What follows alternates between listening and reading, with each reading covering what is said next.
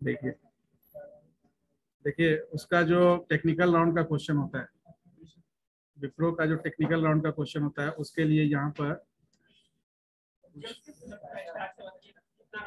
बता रहे हैं इस तरह का पार्ट ऑफ कोड रहेगा। ये आपका जो ऑब्जेक्टिव में है, ठीक है। तो अब इस तरह का कोड है, ये शेयर कर देंगे। ये एक चीज शेयर नहीं किया है। हाँ, तो ये चीज आपका कब होगा? हाँ, जब ये एप्टीट्यूड टेस्ट जो है, एप्टीट्यूड टेस्ट के लिए आप बता रहे हैं कि टाइम सीरीज, हाइट, डिस्टेंस, ये सब जो प्रॉब्लम है वो उसी तरह का प्रॉब्लम, सीरीज का प्रॉब्लम रहता है। तो मैथमेटिक्स तो बहुत हद तक आप कर लेंगे, जिसमें नहीं है मैथमेटिक्स, लेकिन इंग्लिश में भी कॉमन एरर रहता है। इंग्लिश का हम यहाँ नहीं शेयर किया है क्योंकि इंग्लिश में बहुत सारे लोग डिस्कस करेंगे। तो इंग्लिश में कॉमन एरर से रिलेटेड रहता है, कॉमन एरर में सब कुछ आ जाता है, ठीक है ना। तो ये जो एग्जाम, ये जो शेयर है, इसमें इस तरह का प्रॉब्लम आपको जनरली RS अग्रवाल ये सब बुक में है, ना, अरिहंत का भी बुक आता है उसमें भी है। हाँ, तो कोई भी क्वांटिटेटिव एप्टीट्यूड का, कोई भी बैंकिंग, SSC, किसी का भी प्रिपरेशन कर रहे हैं तो मोस्ट प्रोबेबली आप इस तरह का प्रॉब्लम सॉल्व कर सकते हैं, ठीक है ना। हाँ,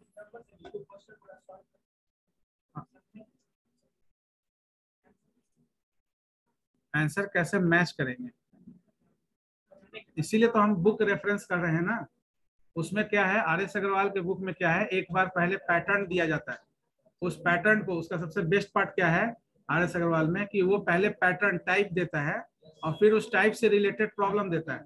तो आप आइडेंटिफाई कर लेंगे कि सॉल्यूशन है, उसमें सॉल्यूशन भी रहेगा, एक्सप्लेनेशन के साथ रहेगा। तो आप, हाँ, एक्सप्लेनेशन समझना जरूरी है। तो एक्सप्लेनेशन समझ में आ जाएगा तो फिर आप इसको। Hello sir. हाँ, बोलिए। सर, ये क्वेश्चन जो है RS अग्रवाल के मैथ के बुक में जो क्वांटिटेटिव एप्टीट्यूड का है उसमें मिलेगा? हाँ, उसी में मिलेगा। Okay sir.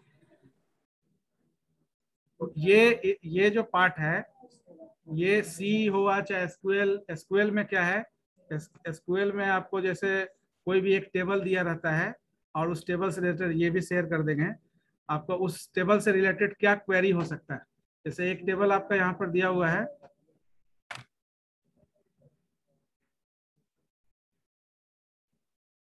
देखिए ये एक आपका इम्प्लाइड टेबल दिया हुआ है। इम्प्लाइड टेबल में बहुत सारा एट्रीब्यूट्स है, फिर एक इंसेंटिव टेबल दिया हुआ है और इससे रिलेटेड क्वेश्चन है, जैसे get all implied details from the implied table. तो हम लोग जो स्टेटमेंट लिखते हैं, एसक्यूएल लिखते हैं, आपको शायद DBMS में बताया गया होगा एसक्यूएल। तो इसके लिए एक लाइन का क्वेरी होता है, सेलेक्ट एस्ट्रिक्स, मतलब ऑल रिकॉर्ड्स हैविंग, मतलब रिकॉर्ड्स करने का मतलब कि ईच एंड एवरी एट्रीब्यूट्स आ गया उसमें, एक रिकॉर्ड में number of attributes from employee class. तो इंसेंटिव क्लास का देखना है तो इंसेंटिव का सारा रिकॉर्ड आप एस्ट्रिक्स करके देख सकते हैं। अब किसी फील्ड को देखना है तो एस्ट्रिक्स की जगह उस फील्ड का नाम डाल देंगे। नाम देखना है तो select employee name from employee. लेकिन अगर एम्प्लॉय नेम, ID, उसका रोल एंड रिस्पॉन्सिबिलिटी, जितना भी एट्रीब्यूट्स है सब देखना है तो एस्ट्रिक्स, जैसे हम लोग वहां देखते हैं ना, डॉस में करते हैं, all file having any extension, तो एस्ट्रिक्स डॉट एस्ट्रिक्स कर देते हैं। अगर हमको एक्सटेंशन पता है तो एस्ट्रिक्स डॉट सी कर दिए, एस्ट्रिक्स डॉट DOC कर दिए। तो एस्ट्रिक्स करते हैं फाइल नेम की जगह। इसका मतलब कि फाइल का क्या नाम हमको पता नहीं है लेकिन एक्सटेंशन पता है। कभी कभी ऐसा होता है कि एक्सटेंशन भी पता नहीं, तो एस्ट्रिक्स डॉट एस्ट्रिक्स कर देते हैं। All file having any extension, तो all file having any extension, उसमें डॉक का भी फाइल होगा, सी का भी फाइल होगा, ठीक है ना, एक्सेल का भी फाइल, पावर पॉइंट किसी का भी फाइल होगा। तो इससे एक, अब ये एक एग्जांपल है, आपको कोई भी एक टेबल दिया रहेगा, उस टेबल से 5-6 क्वेश्चन, 10 क्वेश्चन, 5 क्वेश्चन मिनिमम, जैसे कॉम्प्रिहेंशन से 5 क्वेश्चन रहता है। तो जो आपका पहला पेपर होगा उसमें कॉम्प्रिहेंशन एक दिया रहेगा इंग्लिश में, उससे रिलेटेड 5 क्वेश्चन रहेगा जिसका आंसर आपको लिखना होगा। ऐसा भी हो सकता है कि ऑप्शन दिया हो, उसमें जो अप्रोप्रिएट ऑप्शन उसको चेक करना हो, तो आप वो पूरा कंप्रीहेंशन पढ़ना पड़ेगा, उसके अकॉर्डिंगली उसका जवाब देना पड़ेगा। एक तो ये हो गया इंग्लिश में, एक हो गया कॉमन एरर।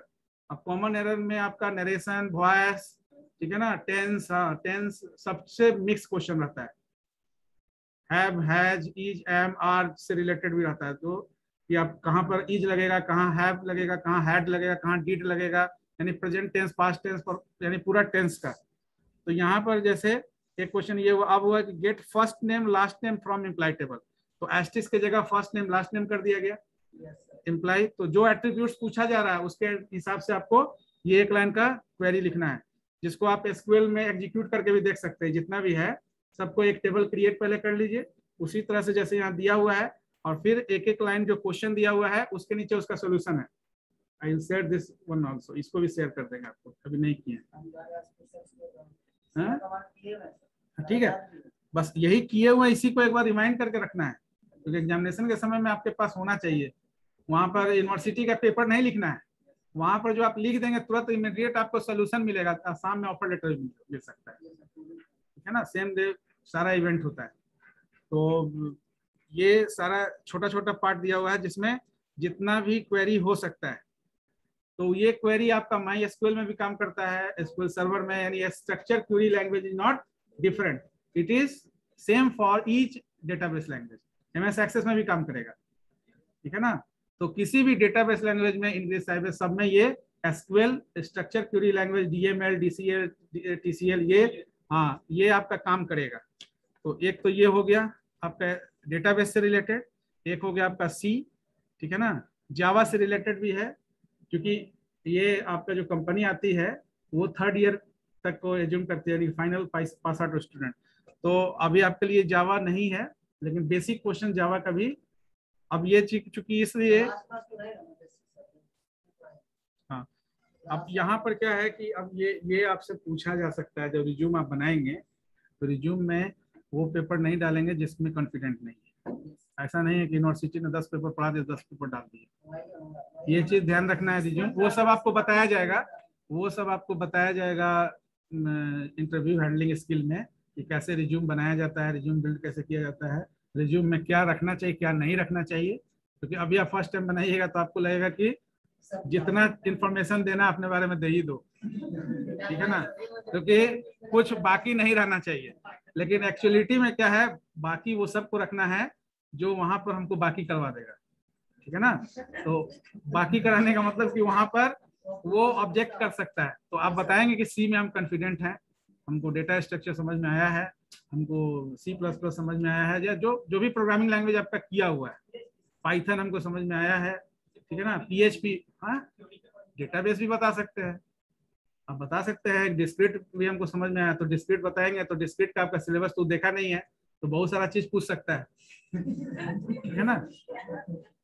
तो आपका सिलेबस में तो डिस्क्रीट का कुछ पार्ट है, पूरा डिस्क्रीट मैथ तो है नहीं। तो मैथ, हाँ मैथ को अवॉइड करना है ना, वैसे भी आपका सब्सिडरी है, लेकिन क्वांटिटेटिव एप्टीट्यूड को पुरजोर से तैयारी करना है, क्योंकि उसका मेन फोकस कॉम्पिटिटिव एटीट्यूड है। और हम तो यूनिवर्सिटी से भी साइड करवा देंगे। नहीं यूनिवर्सिटी में तो आपका जो है वो गेट पास है, फर्स्ट ईयर सेकंड ईयर में मैथमेटिक्स या इंग्लिश आपको देना कंपल्सन है। तो यूनिवर्सिटी तो आपके लिए आसान कर दिया, आप सब्जेक्टिव की जगह ऑब्जेक्टिव कर दिया है। नहीं 3rd ईयर में नहीं रहेगा, 3rd ईयर में नहीं रहेगा। ये पूरा सिनेरियो है। अब इसमें वो पीडीएफ सब भेज दीजिए ना। कौन सा पीडीएफ सर अभी जो दिखा रहे थे भेजे तो है जी तुमको। अच्छा ये एसक्यूएल और उसका भेज अभी जो सर दिखा रहे थे, हाँ ठीक है उसको भेज देंगे। एप्टीट्यूड वाला सर, वो एप्टीट्यूड वाला भेज दिया, देखते हो जी कब का भेजा हुआ है एप्टीट्यूड, ये सब जो है रीजनिंग और ये सब भेजे हुए हैं ऑलरेडी आपके ग्रुप में। देखिए फर्स्ट स्टेप जो आपका है वो फर्स्ट स्टेप ही मेन स्टेप है, जिसमें एप्टीट्यूड इंग्लिश और रीजनिंग, ठीक है ना। ये 3 सेक्शन आपको क्वांटिटेटिव एप्टीट्यूड में बेसिक वही टाइम सीरीज, हाइट, डिस्टेंस, ठीक है ना, LCM SCF यही सब इसमें रहता है। सब क्लास चल रहा है ना इसका, ये सब LCM SCF नहीं, इसमें कोई कोडिंग नहीं रहता है। जो पहला जो सेशन होता है, इंग्लिश में कॉम्प्रिहेंशन रहता है, कॉमन एरर रहता है, रीजनिंग में रीजनिंग वर्बल नॉन वर्बल। अच्छा इनक्रिप्ट, हाँ वो चीज उस तरह का प्रॉब्लम रह सकता है। प्रॉब्लम मतलब प्रोग्रामिंग से रिलेटेड इसमें कुछ नहीं रहता है। हाँ हाँ वो सब तरह का रहता है। हाँ वो सब तो रीजनिंग का पार्ट क्वेश्चन है, ठीक है ना। हाँ रीजनिंग का इसमें जिस तरह का भी है वो सब रहता है, कोडिंग डिकोडिंग। अच्छा रीजनिंग पॉइंट ऑफ व्यू से हाँ वो रहता है, मतलब प्रोग्रामिंग का कोई क्वेश्चन नहीं रहेगा इसमें, सॉफ्टवेयर प्रोग्राम का कोई क्वेश्चन नहीं रहेगा। ये क्लियर होने के बाद, ये क्लियर इमीडिएट हो जाइएगा, ये क्लियर होने के बाद ही दूसरा पेज आपको मिलेगा, ठीक है ना। ये दूसरा पेज जो है, ये दूसरा पेज में आपको जो है इंग्लिश केवल जो है राइटिंग स्किल, इससे नहीं बोल सकते हैं क्योंकि तो उसमें बोला जाता है सर 250 या 300 वर्ड्स, कुछ भी नहीं, टॉपिक दिया रहता है, वो रैंडमली दिया रहता है। टाइमिंग उसमें जो भी है 20, 25, 30 जितना मिनट है वो अपने आप सबमिट हो जाता है। आप सबमिट करें चाहे नहीं, वो ऑटो सबमिट हो जाता है। सर वो पिक्टोरियल के लिए सर होता है क्या? नहीं नहीं नहीं नहीं, ये जो राइटिंग स्किल है आपको, जैसे आप बोले ना कि आपको एक दे दिया गया टॉपिक काऊ पर ऐसे लिखने के लिए, यस सर। तो अब काऊ आपको एक दे दिया गया टॉपिक, या आपको टॉपिक दे दिया गया इंडियन फेस्टिवल्स, ठीक है ना, होली, दिवाली, दशहरा, कोई भी एक दे दिया गया टॉपिक जिसको आप 300 वर्ड में एक्सप्लेन करिए। तो इसका सबसे सबसे मतलब जो स्ट्रॉन्ग स्ट्रेटजी आपको अपनाना चाहिए कि इसमें आपको मतलब एकदम सिंपल सेंटेंस यूज करना चाहिए, और किसी एक तरह का सेंटेंस लिखना चाहिए, किसी एक टेंस को पकड़िए, ऐसा नहीं कि मिश्रित कर दीजिए पूरा हर तरह का टेंस। हाँ मतलब कि या तो फ्यूचर में लिखिए या तो एक पर्टिकुलर ट्रेंड में लिखिए। एक तरह का सेंटेंस का मतलब नहीं है, मतलब वे ऑफ राइटिंग आपका यूनिफॉर्म होना चाहिए, ऐसा नहीं कि उसमें ज्यादा मिक्सअप कर दीजिए। हाँ वो स्टैंडर्ड मतलब इसमें एक्यूरेसी आपका 100% नहीं चेक होता है, ये भी बता देता है। 80% भी अगर आपका एक्यूरेट है तो हो जाएगा, 100% एक्यूरेसी यहाँ चेक नहीं होगा। और ये आपका ऑटो चेक होता है, तो ये जैसे ही चेक होगा तब आप जाइएगा टेक्निकल राउंड के लिए, ठीक है ना। तो ये 2 राउंड में पहले, अब नहीं, ठीक है ना। तो ये 2 राउंड आपका जो है मेन राउंड होता है। ये टेक्निकल राउंड में तो हमको लगता है कि आप प्रिपेयर रहेंगे। ये हो जाने के बाद टेक्निकल राउंड में आपसे ही पूछा जाएगा कि इन विच लैंग्वेज और in which paper you feel confident, तो आप बताएंगे सी कॉन्फिडेंट, सी बताएंगे। डेटाबेस में है तो डेटाबेस का नाम ले लेंगे, तो आपको उसी से क्वेश्चन पूछा जाएगा। तो वो आपके पास ऑप्शन रहता है टेक्निकल राउंड में। एंड इसके बाद HR राउंड, वो सब ये सब डिस्कस होगा, मुद्रा क्या है नहीं है, तो उसके बाद फिर आगे। तो ये सबसे मेन राउंड आपका ये 2 होता है जिसका आपको प्रिपरेशन करना है, जिसका तैयारी भी कराया जाएगा। इंग्लिश मोस्ट प्रोबेबली आपको स्पीकिंग से ज़्यादा वहाँ राइटिंग स्किल चेक हो रहा है। स्पीकिंग का काम आपका टेक्निकल राउंड में जाएगा, जब आपको बोलने के लिए कहा जाएगा और आपको बोल दिया जाए आप हिंदी में बोलिए, ठीक है ना। हाँ मान लेते हैं कि अगर इंग्लिश में आपका कन्विंसिंग नहीं होगा आंसर, तो आपको बोला जाएगा इफ यू फील कंफर्टेबल तो स्पीक इन हिंदी, ठीक है ना। और नहीं तो प्रारंभ में ही बता दीजिए कि I am comfortable in Hindi, तो आपसे हिंदी में ही जवाब सुना जाएगा, ठीक है ना। इसका कोई निगेटिव इम्पैक्ट नहीं होता है। अगर आपके पास जानकारी है, स्किल है, तो इंग्लिश और हिंदी बार नहीं है। लेकिन चूंकि आप जिस कंपनी में जाएंगे उसमें आपको इंग्लिश कम्युनिकेटिव लैंग्वेज के रूप में यूज करना पड़ता है, इसलिए कि आप ऑल ओवर इंडिया में कहीं भी जा सकते हैं, तो हर जगह आपका रीजनल टोन मिले ये पॉसिबिलिटी नहीं है। तो ये हाँ ऑर्गेनाइजेशन ये एक्सपेक्ट करता है कि you feel comfortable, little bit comfortable in English also, तो that's why otherwise there is no problem of English. हाँ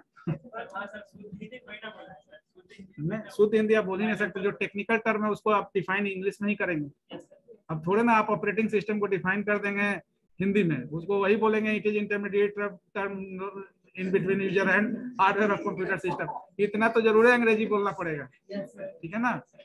तो computer is an electronic device, अब उसको अभियांत्रिकी और साधयंत्रिकी उसको तो करेंगे नहीं, ठीक है ना। तो हाँ, तो हम लोग आईओ ऑर्गेनाइजेशन में अब वो हम स्टेट क्लियर कर दिए। आप पहला चीज को पहले तैयारी शुरू कर दीजिए, यानी अगर पहला हो जाएगा तो राइटिंग स्किल में आप सिंपल सेंटेंस बनाइएगा, कोई दिक्कत नहीं, कोई टॉपिक आपको टफ नहीं रहेगा, जनरल टॉपिक रहेगा जिसके बारे में लिखना रहेगा। तो आप इसका राइटिंग स्किल में आप ये प्रैक्टिस जो भी आएंगे पढ़ाने राइटिंग स्किल में, ये आप बोलिएगा कि कोई भी कंसर्न टॉपिक को कैसे हम जनरलाइज फॉर्म में एलेबरेट कर सकते हैं, चाहे कुछ भी हो, हमको लिखने का एक तरीका चाहिए कि ऐसे हम लिख सकते हैं उसके बारे में। केवल उसके बिहेवियर और फीचर्स को ही ऐड करना होगा, बाकी तो वे ऑफ राइटिंग आपके पास रहेगा। तो you have to enhance your writing skill to elaborate और to write something about any topic. तो हाउ यू कैन राइट और एलेबरेट, वो आपको तरीका समझना है। बाकी जो फीचर्स और बिहेवियर है वो तो आपका सिचुएशन और टॉपिक के हिसाब से चेंज होता जाएगा, वो चेंज आप कर भी लीजिएगा, उसमें कोई दिक्कत हमको नहीं लगता किसी का होगा। लेकिन जो पहला राउंड है उसके लिए प्रिपरेशन ज्यादा जरूरी है, ठीक है ना। अगेन उसमें भी इंग्लिश है, कॉम्प्रिहेंशन है, कॉमन एरर है, तो ओवरऑल आपको इंग्लिश भी अच्छा होना चाहिए। और दूसरा एक और चीज है कि आप सोचेंगे खाली क्वांटिटेटिव कर लेंगे, उसमें ऐसा वेटेज दिया रहता है कि सबको करना पड़ेगा। उसको क्लियर करने के लिए ऐसा नहीं है खाली क्वांटिटेटिव, जैसे यूनिवर्सिटी में ऐसा ऑप्शन हो जाता है कभी कभी कि किसी एक सेक्शन से एक भी करेंगे तो काम हो जाएगा, बाकी को भर देते हैं, ठीक है ना। क्योंकि एक से अधिक सब्जेक्ट रहता है तो ऑप्शंस रहता है कि एक, अब जैसे मैथ में है तो उसमें सब ग्रुप से एक एक टच करना है, तो ये चीज उसमें भी है, कोई अनटच नहीं रहेगा, हर ग्रुप को आपको टच करना ही पड़ेगा। ऐसा नहीं है कि इंग्लिश और मैथ जो एक्सपर्ट बन जाइए और रीजनिंग को साइड कर दीजिए तो काम हो जाएगा, नहीं, रीजनिंग को भी साथ में लेके चलना पड़ेगा। सबका साथ सबका विकास, ठीक है ना। वो फंडा वहां पर भी लागू है। तो इनपुट, हाँ, इनपुट आउटपुट ऑर्गेनाइजेशन में हम लोग ऑलरेडी डिस्कस कर चुके, input devices, output devices, storage devices. Then we discuss input output interface also, interface unit, architecture of interface, and in the previous class DMA data transfer scheme, that means data mode of data transfer is also discussed. तो mode of data transfer में input output techniques यानी data transfer technique discuss किया गया होगा, जिसमें programmed और DMA, ये दो तरह का टेक्निक हम लोग जो है पहले भी पढ़े हैं, फर्स्ट ईयर में भी हम लोग पढ़े हैं, डीएमए कंट्रोलर के पढ़ना था तो डीएमए पढ़े थे, मोड ऑफ डेटा ट्रांसफर। तो मोड ऑफ डेटा ट्रांसफर यहाँ पर भी, यहाँ दो तीन फैक्टर हम लोग डिस्कस किए थे पहले, तो इनपुट, आउटपुट और स्टोरेज डिवाइसेस, जिसको आप बोल सकते हैं पेरिफेरल्स, पेरिफेरल्स में सब आ जाएगा। Then we discuss about the input output interface, and then we discuss the input, एक मिनट फोन खोला आर्किटेक्चर प्रिपेयर नहीं आया है, वो तुम्हारा कुछ गड़बड़ हो गया। इसमें डीप लर्निंग में किसका किसका हो गया है क्वालिफाई? ऐसे ही कर दिए थे क्या? हाँ, पढ़ के दिए थे, नहीं सही है, आगे भी वो काम करेगा अगर उस फील्ड में आप जाएंगे तो। जितना भी कंटेंट है उसको संभाल के रखिएगा, जो डीप लर्निंग से रिलेटेड है उसको डाउनलोड करके रखिएगा। सर्टिफिकेट के अलावा भी कंटेंट शेयरिंग हुआ ना जी, तुम तो नहीं पार्टिसिपेट किए थे क्या? ये तो एग्जाम में नहीं दिया था आके, और तुम्हारा पता नहीं चेक शायद है, ले लिया, ठीक है। Modes of, hello sir. हाँ बोलिए सर बजाज फाइनेंस वाला क्लास कब से चला सर? बजाज फाइनेंस वाला क्लास शायद AKU का थर्ड ईयर एग्जाम के चलते उसको डिले किया गया है। तो 29 सितंबर के बाद,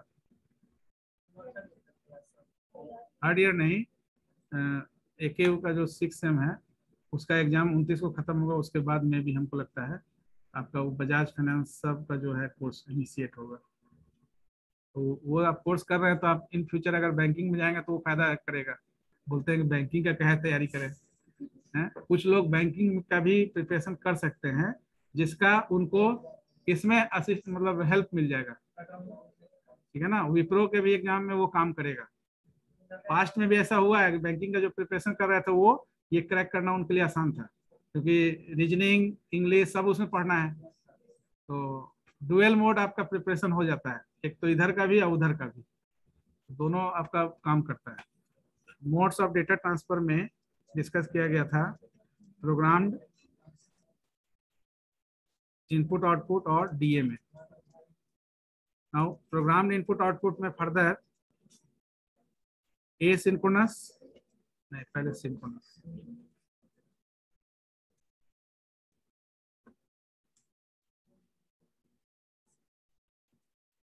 synchronous data hello transfer. Sir, हाँ बोलिए। बोल रहे हैं सर वो जो आप क्वेश्चन भेजे हैं तो उसमें नंबर सीरीज में सर 2-3 क्वेश्चन नहीं बन रहा है। तो जो मैथ पढ़ाने वाले हैं उनसे पूछिएगा, भेजे हैं तो मैथ का क्लास और चलता है ना। एम्पलीट्यूड वाला जो क्वेश्चन है सर वो सब सर वही बताएंगे मैथ वाले टीचर। रीजनिंग का क्लास यस चलेगा। सर। एप्टीट्यूड में मैथ वाले जो सर पढ़ा रहे हैं उनसे भी आप पूछ सकते हैं। फिर अब हमको हम केवल आइडिया आपको शेयर किए, अब बोलिएगा तो फिर हम उस सब्जेक्ट को फिर डिस्कस करना शुरू कर देंगे, ठीक है ना। तो इसलिए जो कंसर्निंग सब्जेक्ट जो पढ़ाने वाले हैं वो उनसे उसका कब से डिस्कशन क्लास करेंगे। होगा सर रीजनिंग का सर?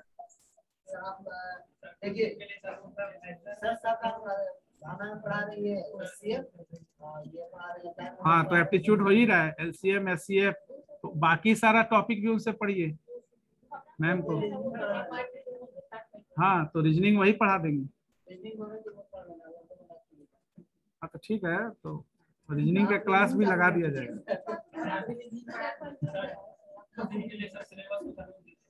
अब सिलेबस क्या है, एक मेमोरी ऑर्गेनाइजेशन है जो आपका, जिसमें मेमोरी मैपिंग एक नया चीज है।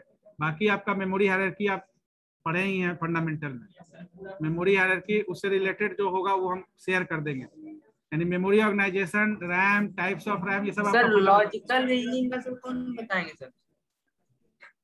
कौन बताएंगे, वो क्लास लगाया जाएगा, कोई भी हमको लगाया जाएगा, हम भी बता देंगे। जो और कोई जिसको भी लगाया जाएगा लॉजिकल रीजनिंग, वो रीजनिंग बताएंगे आपको। क्लास सबका लगेगा, ठीक है ना, सब पेपर का क्लास लगेगा, क्योंकि अब आपका मोस्ट प्रोबेबली पेपर सब एंड हो गया है। आपका जो यूनिवर्सिटी पेपर हमको लगता है कि अब एड ऑन और साथ में ये चलेगा, तो ये भी खत्म ही है।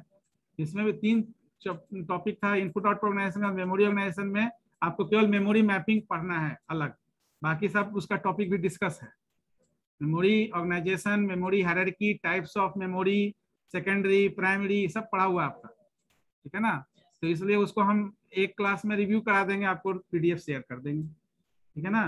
क्योंकि अब रैम क्या होता है आपको पता है, स्टैटिक रैम और डायनेमिक रैम क्या होता है, दोनों में डिफरेंस क्या होता है, कौन सा मैकेनिज्म यूज होता है ये भी पता है, ठीक है ना। रोम कितना तरह का होता है, ये सब फंडामेंटल का पार्ट है।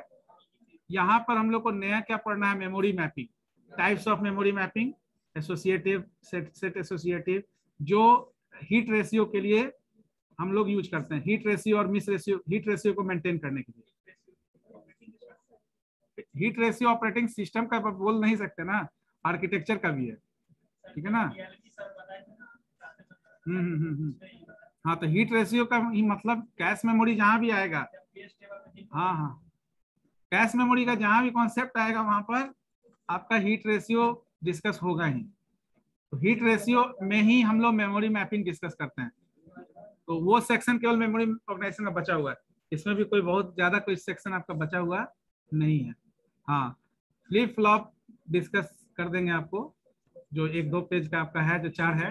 हाँ बाकी इसमें इस ऑर्गेनाइजेशन में कोई ऐसा आपका बहुत ज्यादा टॉपिक नहीं बचा हुआ है, तो उतना पूछेगा भी नहीं। हाँ सही बात है। हाँ सिंक्रोनस एसिंक्रोनस इंटरप्ट ड्रिवन, ये तीनों डिस्कस किया गया था ना, और डीएमए। तो what do you mean by synchronous data transfer, कोई बता सकते हैं? क्योंकि ये इंपॉर्टेंट है, ये यूनिवर्सिटी एग्जाम में पूछता है, ठीक है ना। या तो शॉर्ट नोट्स में पूछे मोड्स ऑफ डेटा ट्रांसफर, या फुल क्वेश्चन पूछे। हाँ, तो इसमें पूरा लिखना पड़ता है। तो synchronous data transfer scheme, actually data transfer concept क्यों लिया गया, ये डिस्कस किया गया था। What do you think why data transfer is needed? Data transfer जो कंसेप्ट है, इसमें ये वेरियस आप मोड देख रहे हैं, ये वेरियस मोड लेने के पीछे मेन रीजन क्या था? वही रीजन था जो कैश मेमोरी को प्लेस करने में था। कैश मेमोरी को क्यों प्लेस किया गया? मेमोरी के कंसर्न में। आपका जो कैश मेमोरी है वो प्राइमरी मेमोरी, तो स्पीड को बराबर करने के लिए हाँ प्रोसेसर। मुकेश झा का नंबर बहुत है ये, हैं? पढ़ाई कर रहा है मुकेश। सीपीयू है, नहीं नंबर इसका बहुत अच्छा है यार। इसमें कितना नंबर है? C++ में हाईएस्ट कितना है आप लोग में? नहीं पता, देखते नहीं हो? 30 को आया, 30 को आया था। नहीं है, और किसी का उसके अगल बगल नहीं है। इसका मतलब ये प्रोग्रामिंग का प्रैक्टिस नहीं कर रहे हैं। पाइथन जब पाइथन पढ़ लिए तो C++ का तो कोड तो सब में ऑब्जेक्ट ओरिएंटेड प्रोग्रामिंग वो भी है, तो ऑब्जेक्ट ओरिएंटेड का कॉन्सेप्ट रहना चाहिए, ठीक है। और इसमें डिजिटल कंप्यूटर ऑर्गेनाइजेशन और लिनक्स में भी बहुत कम है। लिनक्स का आपका इतना क्लास चला है, लगभग खत्म है, उसमें भी मार्क्स बहुत अच्छा नहीं कहा जा सकता जो आया आपका। कुछ ही स्टूडेंट हैं जो थोड़ा सिंसियरिटी दिखाते हुए लिखे हैं, बाकी लोग केवल फॉर्मेलिटी की है ना। तो अगर कोई क्वेश्चन का आपके पास आंसर है, कंटेंट है, तो जस्टिफाइड आंसर लिखना चाहिए। जब आप सेकेंड ईयर में आ गए, आप थर्ड ईयर में जाएंगे, तो अब आपका राइटिंग में ये जो है वेटेज होना चाहिए, जो लिख रहे हैं ना उसका वेटेज होना चाहिए। अब ये कुछ अभी भी कहते हैं कि हिंदी इंग्लिश का बार है, इंग्लिश में लिखने में दिक्कत आता है। एक स्टूडेंट ये बोल दिए कि इंग्लिश जो है विप्रो इंग्लिश और हिंदी दोनों में क्वेश्चन देगा कि इंग्लिश में खाली देगा, तो हिंदी में देता तो समझ में आता। बोले कि तो सजेशन देने लायक है विप्रो को, ठीक है ना। अगर देता तो सही में किसी किसी का है, लेकिन अगर इंग्लिश और हिंदी रहता है कहीं पर भी कोई एग्जाम में कॉम्पिटिटिव, तो उसमें इंग्लिश को ही अगर हिंदी और इंग्लिश को, तो इंग्लिश को ही उसमें परफेक्ट कहा जाता है कि अगर हिंदी में समझने में कोई दिक्कत आ रहा है तो इंग्लिश को फाइनल समझा जाए। इंग्लिश में जो लिखा है वही आपका फाइनल है, हिंदी को फाइनल नहीं समझे। तो ये सब थोड़ा सा अब इससे ऊपर निकलना पड़ेगा, ठीक है। थर्ड ईयर में जाएंगे तो भी इंग्लिश प्रॉब्लमेटिक हो ऐसा नहीं होना चाहिए, थोड़ा सा इसको सुधार करने की जरूरत है। तो ये प्राइमरी मेमोरी और कैश मेमोरी, कैश मेमोरी को इंट्रोड्यूस इसीलिए किया गया था स्पीड मिसमैच होने के चलते, यानी कि जो सीपीयू का रजिस्टर का स्पीड है और प्राइमरी मेमोरी का स्पीड, यानी मेमोरी का स्पीड रजिस्टर प्रोसेसर रजिस्टर के स्पीड से स्लो है। तो जैसे यहाँ स्लो मेमोरी डिवाइस को कोऑर्डिनेट करने के लिए कैश मेमोरी इंट्रोड्यूस किया गया, तो यहाँ पर भी डेटा ट्रांसफर हम लोग कर रहे हैं। एक्चुअली क्या कर रहे हैं, मेमोरी और इनपुट आउटपुट सीपीयू या इनपुट आउटपुट के बीच में कर रहे हैं। तो या तो सीपीयू और मेमोरी के बीच में डेटा ट्रांसफर होता है, डेटा इन आउट, या तो सीपीयू और इनपुट आउटपुट के बीच में, या मेमोरी और इनपुट आउटपुट के बीच में आपका, या इनपुट आउटपुट से मेमोरी, वाइस वर्सा कर सकते हैं, क्योंकि डेटा आपका बाई डायरेक्शनल होता है। सीपीयू से मेमोरी जाएगा, मेमोरी सीपीयू में जाएगा, सीपीयू से इनपुट आउटपुट, इनपुट आउटपुट से सीपीयू को भी मिल सकता है डेटा। इनपुट डिवाइस से आप डेटा भेजेंगे सीपीयू के इंटरफेस के थ्रू, मेमोरी से इनपुट आउटपुट और इनपुट आउटपुट से मेमोरी, दोनों हो सकता है। तो ये आपका तीन जो है, ये तीन तरीका से आपका डेटा ट्रांसफर हो सकता है। तो इस तीन में अब अगेन क्या है कि जहां जहां सीपीयू आ रहा है, ठीक है, अब सीपीयू मेमोरी के बीच में भी डेटा ट्रांसफर होता है, सीपीयू और इनपुट आउटपुट के बीच में भी। तो सीपीयू जो स्पीड यानी रजिस्टर का स्पीड से जो सिग्नल जनरेट करता है, उस स्पीड से मेमोरी उसको रिकॉग्नाइज नहीं करता है। तो यहाँ पर क्या है कि सीपीयू और मेमोरी के बीच में हम लोग क्या डाल दिए, इंटरफेस। इंटरफेस का कॉन्सेप्ट आया, इनपुट आउटपुट इंटरफेस जो हम लोग पढ़े। तो इंटरफेस एक्चुअली क्या है, आप जो भी डेटा देते हैं सीपीयू को, वो पहले इंटरफेस को जाता है, फिर इंटरफेस से सीपीयू को जाता है। तो सीपीयू और इनपुट आउटपुट, तो यहाँ पर सीपीयू और मेमोरी या सीपीयू और इनपुट आउटपुट में अब सिंक्रोनस डेटा ट्रांसफर स्कीम पढ़े आप। तो सिंक्रोनस डेटा ट्रांसफर एक्चुअली क्या था, ये क्यों एसिंक्रोनस की तरफ आप गए, सिंक्रोनस में क्या ऐसा लिमिटेशंस था जो एसिंक्रोनस की तरफ आप गए, कोई बता सकते हैं? सर सेंडर और रिसीवर को रहना रिक्वायर्ड होता था सिंक्रोनस में, नहीं तो डेटा ट्रांसफर नहीं होता था, जो कि असिंक्रोनस में हो जाता था। वो बाद में भी अगर रहता तो मैसेज और डेटा ट्रांसफर हो सकता था। अब ये सेंडर और रिसीवर दोनों को अवेलेबल होना, इसका मतलब क्या है कि अगर कोई इंफॉर्मेशन जा रहा है तो क्विक रिस्पॉन्स होना। ये कब हो सकता है, जब आपका speed of CPU and the device are same, तभी होगा ना। जैसे अगर हम कोई बात बोल रहे हैं, आप तक पहुंच रहा है, इसका मतलब है कि आप इस क्लास में बने हुए हैं, तो हमारे रियल टाइम हाँ काम हो रहा है रियल टाइम। तो यहाँ पर आपका sending end receiving end proper initiate कर रहा है, रिस्पॉन्स आपका प्रॉपर हो रहा है। लेकिन अगर सेंडिंग करने के बाद रिस्पॉन्स आने में समय लगे, ये कब होगा, जब हम स्लो इनपुट आउटपुट डिवाइस को हैंडल करेंगे। तो स्लो इनपुट आउटपुट डिवाइस को जब हैंडल करेंगे तो हमारा सीपीयू को वो रिस्पॉन्स डिले करेगा, सीपीयू को रिस्पॉन्स डिले करेगा। तो सिंक्रोनस डीटीएस में कहा गया कि जब आपका प्रोसेसर और पेरिफेरल का स्पीड सेम हो तभी वो फास्ट रिस्पॉन्स कर पाएगा। तो सिंक्रोनस डेटा ट्रांसफर स्कीम में both the speed of processor and your peripheral remain same होगा।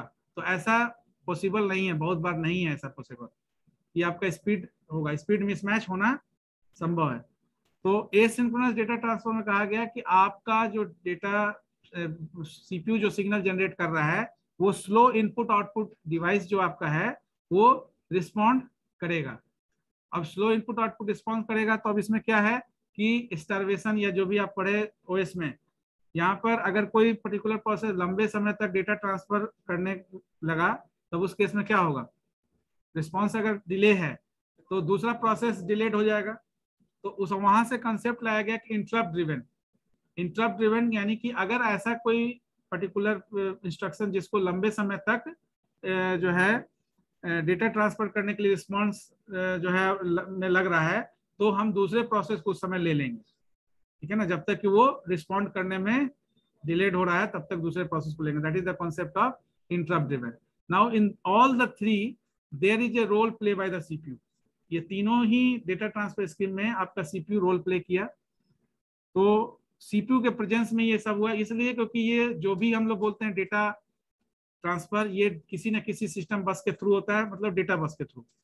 तो डेटा बस का ऑथोरिटी सीपीयू है, तो ऑथराइज्ड आपका जो कंट्रोलर है वो सीपीयू है। तो सीपीयू के ऑथराइजेशन में, सीपीयू के कंट्रोल में डेटा बस के थ्रू ये सारे डेटा मूव करते हैं एक लोकेशन से दूसरे लोकेशन पर। लेकिन अब यहाँ क्या है कि इसमें भी इस अगेन क्या है, ये डेटा ट्रांसफर स्कीम जो है ये फास्टेस्ट नहीं कहा जा सकता है क्योंकि इसमें सीपीयू इन्वॉल्वमेंट है, जबकि सीपीयू का इसमें कहीं प्रोसेसिंग तो हो नहीं रहा है। आप किसी डेटा को एक लोकेशन से दूसरे लोकेशन भेज रहे हैं, इसमें कोई प्रोसेसिंग तो हो नहीं रहा है, लोकेशन चेंज हो रहा है, कंटेंट चेंज नहीं हो रहा है। कंटेंट चेंज नहीं हो रहा है इसका मतलब किसी तरह का मैनिपुलेटिव जॉब नहीं हो रहा है, कंप्यूटेशनल आपका जॉब नहीं हो रहा है। तो वहां से कॉन्सेप्ट आया आपका डीएमए, जो हम लोग पढ़े, डीएमए कंट्रोलर भी पढ़े 8086 का। तो DMA is what, direct memory access. तो डीएमए में डायरेक्ट मेमोरी एक्सेस करने में आपका जो सीपीयू था ये एक दूसरा बॉडी को कंट्रोल हैंडओवर कर दिया। यानी कि अभी तक जो कंट्रोलर था आपका, ये डेटा ट्रांसफर करने के लिए जो कंट्रोलर सीपीयू था, वो कंट्रोलर जो है ये अपने रोल को ट्रांसफर कर दिया डीएमए कंट्रोलर को। ये कंट्रोलर 2 बन गया, ये कंट्रोलर 1 जो आपका है इनिशियल। और ये डीएमए कंट्रोलर जो है अब ये रिस्पॉन्सिबल हो गया सिस्टम बसेस को यूटिलाइज करने के लिए। यानी जो सिस्टम बसेस सीपीयू के लिए वर्क कर रहा था वो डीएमए कंट्रोलर के अकॉर्डिंगली काम करना शुरू कर दिया। इससे क्या हुआ, सीपीयू इंटरवेंशन इंटरफेरेंस नहीं हुआ उस डेटा ट्रांसफर के दौरान। यानी जब डीएमए सेशन लॉगिन हुआ तो आपका कोई भी डेटा ट्रांसफर ऑपरेशन के दौरान आपका जो है सीपीयू इन्वॉल्वमेंट नहीं है। इसलिए इस पूरे टाइप को हम सीपीयू नॉन सीपीयू बोल सकते हैं, यानी कि in presence of CPU and in absence of CPU. तो DMA is initiated in absence of CPU, ठीक है ना। So that is the whole scenario we discuss under this two types of data transfer scheme. इसका diagram जो हम लोग first year में पढ़े थे वही डायग्राम शेयर किए थे, बोले थे सर को। तो वो डायग्राम आप देखे होंगे डेटा ट्रांसफर का, डीएमए कंट्रोलर का, बसेस उसमें था। हाँ, तो वो चीज़ है। आप दूसरा ये चीज़ हम लोग ऑलरेडी डिस्कस किए हैं, इसलिए कंटेंट्स भी अवेलेबल होगा आपका, अदरवाइज इसका भी कंटेंट्स हम शेयर कर देंगे, ठीक है ना। लेकिन ऑलरेडी आप इसको लिखे होंगे, आपके कॉपी में होगा, फर्स्ट ईयर में भी हम लोग इसको डिस्कस किए थे modes of data transfer scheme में, ठीक है। तो और आज today I just share the memory organization PDF, ठीक है ना, which I skip because that contents is not need to be repeated. तो उसको मेमोरी का डिफिनीशन, मेमोरी हायरार्की और आपका जो टाइप्स ऑफ मेमोरी, उसको दोबारा फिर से बताने का जरूरत नहीं है, तो उसको हम शेयर कर देंगे, ठीक है। हाँ, उसको पढ़ के और फिर एक टॉपिक उसका मेमोरी मैपिंग नेक्स्ट क्लास में पूरा क्या पढ़ना है उसको आप एक बार देखेंगे, उसमें जहाँ डाउट होगा फिर आप उसको रेज करेंगे, ठीक है।